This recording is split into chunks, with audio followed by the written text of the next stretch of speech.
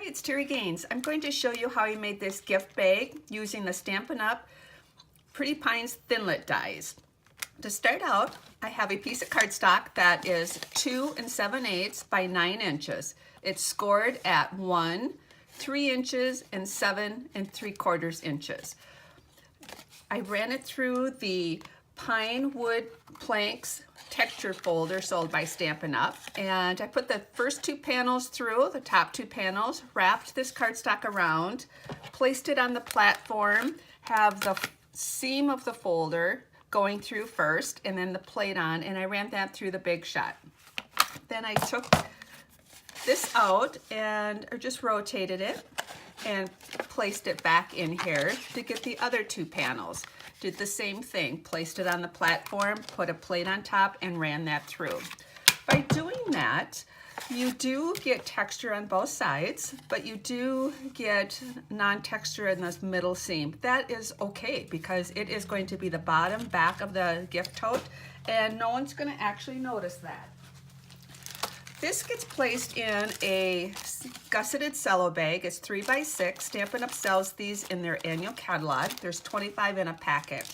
So the cardstock actually, base goes right in the cello bag. And that's going to create the gift bag so you can put your gift items in there. And the top flap is going to close over. You can use a clothespin, various ways to close this. I'm going to show you how I decorated this. I used the pine boughs that I cut out with the Big Shot and the dies, and I actually used mossy meadow cardstock for this, and I attach them by putting on a couple mini glue dots. So just bring your item to the mini glue dot strip, and I have a paper piercer here that's helping me pick those up. And I'm going to place it right in the center, about in the center of that. There's 3 different size pine cone boughs in this Thinlit set, and I've used all 3 of them. And I'm going to place these just randomly on top of each other here. So we've got our pine boughs on there. To cover these mini glue dots up and where all of that came together, I'm going to use a gold foil pine cone that I cut out, and I'm going to place that on top of that. To adhere that, I'm using the tear and tape. It is our strongest adhesive, and it applies. You can place it on and tear it off, or trim it off, and a couple strips of that, and that's going to cover this up. As I mentioned, you can use clothespins and various things to cover that.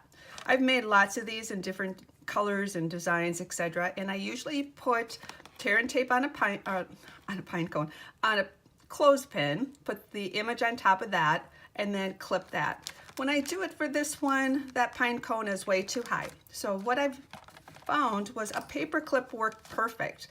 I trimmed or cut out a early espresso paper clip also, and I'm going to place backside up right in the middle of a paper clip. Then I have another pine cone that is cut with the gold foil. Applied some tear and tape on here, and gonna pick that up and then place that right on top of that early espresso pine cone to cover up half of the paper clip. We have this beautiful 1/4 inch copper trim. I'm going to place that right on the paper clip, tie a single knot, and let's see, I'm all thumbs on this. There we go. And trim some of this off. And what's nice about this trim, you can stretch it and reshape it, and it gives you just this neat look. So I'm gonna stretch that. Got a few bloopers in this video. So we're going to put that on, and that's much better for a placement on this. You can put anything you want in here. I actually used the gold foil because I put some homemade turtles that were wrapped in gold foil and used this for a place setting for an event. If you look in the comments section of this video, if you found me via YouTube, there's a direct link to my blog post that will show you instructions on how to make the coordinating napkin holder and place card. You will be able to get the supplies and measurements for all 3 of these projects, along with a free downloadable PDF file. Also, a direct link to my Stampin' Up! Store if you would like to purchase any of these items. Thanks for stopping by, and I hope you enjoy creating with me. Bye-bye.